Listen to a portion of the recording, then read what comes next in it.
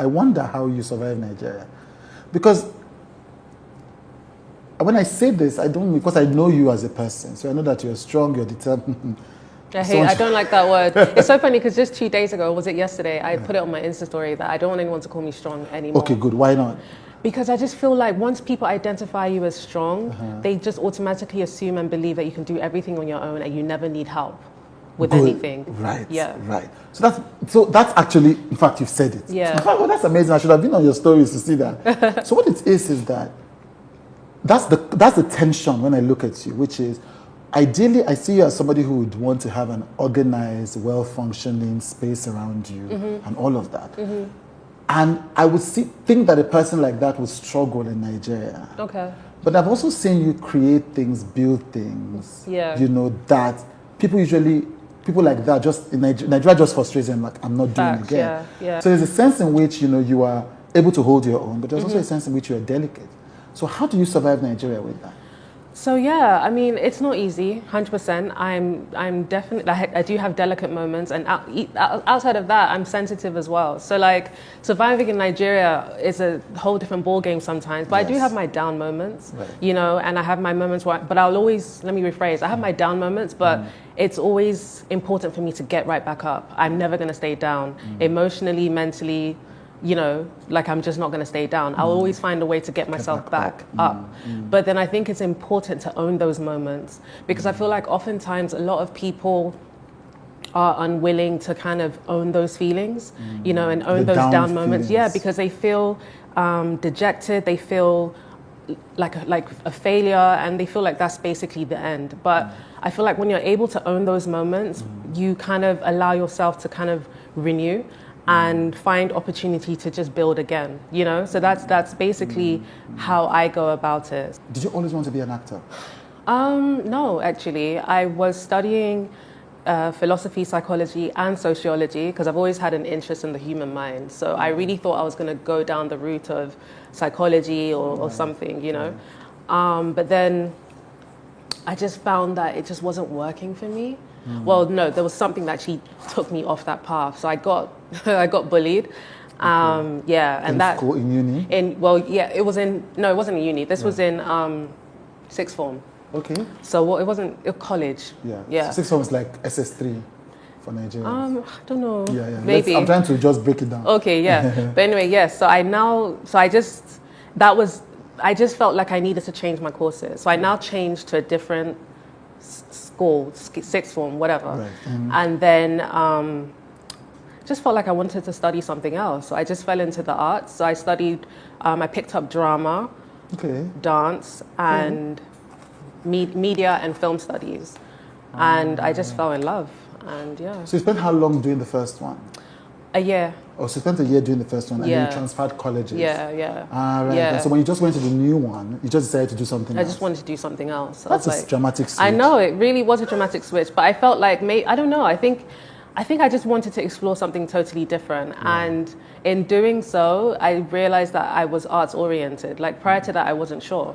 You know, so because in as much as I did like psychology, it just felt like just too much writing, too much work. And I think I'm just more of a creative. I just like to be able to express myself and express what I'm feeling, my thoughts and my what I want to do, as opposed to like having to do all the theory stuff. Right. Yeah, that's a bit exhausting. You mentioned being bullied when you were in college. I knew you were going to come there. One way or another. I knew it was coming. You said it, not me. Well, that was interesting because it was enough for you to change schools. So what happened? So it was just, I think I talked about it a little bit in the documentary, but then, you know, like my formative years, like I was always getting bullied for one thing or the other, you know? And so no matter what school I was in or whatever, I always felt like there was always going to be something that I was going to get attacked for. So like when I was younger, it was, you know, I was an ugly duckling, I wasn't cute. I don't care what my mum says, I was not a cute kid. Do you understand? So I had crooked teeth, eczema, you know, I just didn't look good as far as I was concerned and as far as people around me were concerned. So I used to get called snake skin, buck teeth, light bulb head, football legs, just different kinds of stuff, you know? And then I just blossomed. Like my skin cleared. I got braces. Oh, you got braces? I got braces, yeah. And then, yeah, I just kind of blossomed and I started to kind of feel beautiful for the first time in my life around 16, you know? And I think I probably was owning it a bit too much for some people in my school. Do you get what I'm trying to say? Yeah. So I now got bullied for that. And it really broke me because I was like, look, like I can't win. When I was younger, I was getting bullied for being ugly and unattractive. Now I finally feel like I'm beautiful and I'm trying to own it. And that's now a problem. I'm now getting bullied for that. So I now got ganged up on and, you know, ended up with a black eye, a chipped tooth. Yeah, on the same day. I've had it filled, by the way. But yeah, ended up with a black eye and a chipped tooth on the same day. And yeah, I just felt like this is not what I want. And I think that was the life-changing moment for me because maybe I just was too caught up in the glamour of like really loving. Well, I won't say loving. I don't think it was love at the time. It was just a bit like I really was vain. I was like, yeah, I'm this, I'm that, and blah, blah, blah. So I think it just kind of made me kind of decide that I just wanted to really discover myself and I didn't want to do that in the same school. Yeah. So yeah, that was the beginning of my journey to filmmaking and to acting and to all that stuff. I remember I want to ask something about overcorrection, but I remember you talking about this at the beginning of your documentary. Yeah. Because I watched and I sent you a text immediately after and etc. But to be honest, now that I'm thinking of it, I just kind of thought, Beverly, bullied for being unattractive in school. I didn't disbelieve it. Have you seen my... I didn't disbelieve it, but I just couldn't reconcile it with the reality. I thought, okay, let's just move on. Yeah, fair enough. Do you get that people can react like that when you talk about that period and kind of think it mustn't have been that bad? Oh, it was bad. Do you know what? Like, it's so crazy because I still deal with that trauma. Chude, you will not let me cry on your show. It's impossible. I refuse. Anyway, so yeah, I'm going to digress and talk about other things. Okay. But yeah, it's just basically, it's something that you deal with, you know, because when you get bullied for most of your former, hey, God, it's not going to happen. I reject it. Anyway, yeah, it's just something that you deal with, yeah? Because when you get bullied a lot, it kind of affects and influences how you see yourself when you get older. Do you understand? So it becomes a conscious effort to kind of believe the good things about yourself, you know? Because you heard for so many years that you were like the opposite. You were unattractive, you were this, you were that. I'm sorry. You. I'm sorry. I know. I hate your ass. Like, I literally said I wasn't going to cry on this damn show. I'm sorry. Give me tissue. It's literally something you do, Chude.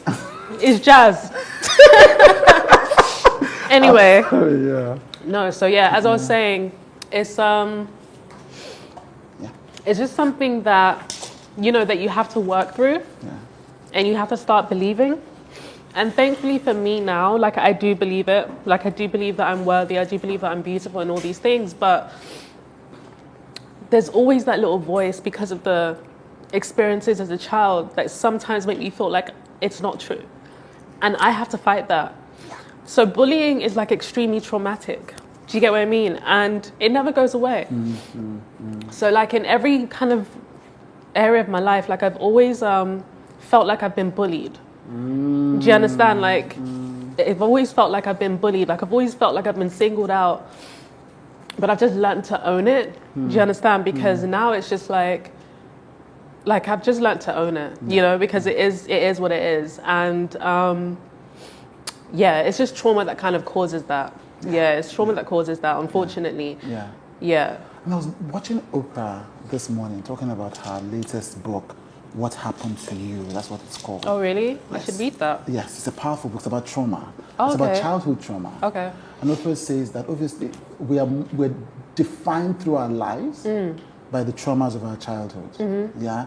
And people who are seeing us at present can't understand this. So she was saying when she became Oprah, when she had her own studio, she had her own office. Facts. Hapo. She found herself fighting people. And then she would ask herself one day, she would say, but Oprah, you are Oprah. Your name is on the building. You're a national star. Why is it that every time you're about to go into a negotiation, you're fighting? And she said, when she was a child, she was always beat physically for speaking out, for speaking her mind. So heartbreaking. Yeah. So even then, Yeah. she still expected that she would be whooped for speaking her mind. So that's the way it works. Do you understand? Like when you think about children, that's why it's really important to kind of be careful about the things that you say to children, how you raise them, how you make them feel, because ultimately, when they go older, some of those experiences kind of influence the adults that they become.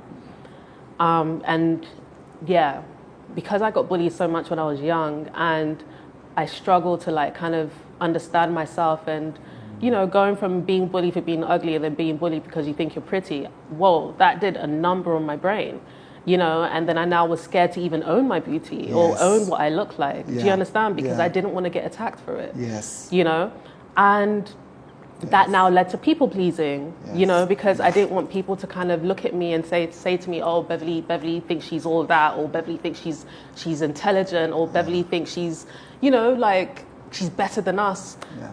I mean, I'm not in control of those insecurities, but there was a lot of that. Yeah. Do you get what I'm trying to say? And that led to me wanting to prove that I'm none of those things, that I'm a good person, and that, you know, we can be friends, and that, you know, like if you get to know me, you would actually like me. And I did a lot of that in my early years of living in Nigeria, because I had to deal with being born and raised in the UK, wahala. I had to deal with British accent, wahala. I had to deal with, I have small confidence, wahala. Do you understand? So it's like, okay, I don't want people to hate me, or let me try and just people please so that I can blend in or whatever. And I now lost myself in the process. You know, I lost myself in a way that I struggled for a long time to get back. Because in the quest to kind of be liked, I was doing things to get people to like me.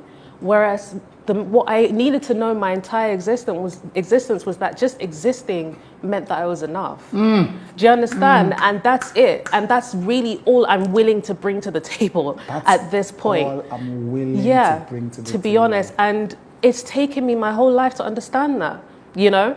So for me right now, I feel like if you don't like me, or you've chosen not to understand me, or you feel like I'm too much, that's really you. I'm not in control of how you feel about myself. I'm only in control of how I feel about myself, you know, and how I feel, like in its entirety, and ensuring that I always have joy within me. Do you understand?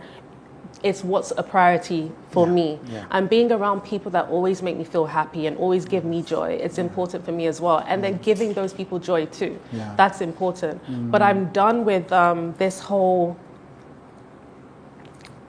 dimming my shine, or trying to I do that. This place you've got into, was it recent? There's the reason why I asked that. Is it in the past couple of years? Yeah, definitely, or less even. Or less, yeah. Because you know when you did skin, which I think was a momentous achievement. Thank you so much. And let me explain. I've been wanting to do, we're working on a documentary at present. And nice. You know, the challenge with documentary is to get a cynical, disinterested audience. So documentaries in this environment are tough. You achieved that. You got a balance between capturing the public imagination and giving us, you know, and really dealing with the issues. And I thought this was a momentous achievement, but I kept sensing that you were holding back. I feel like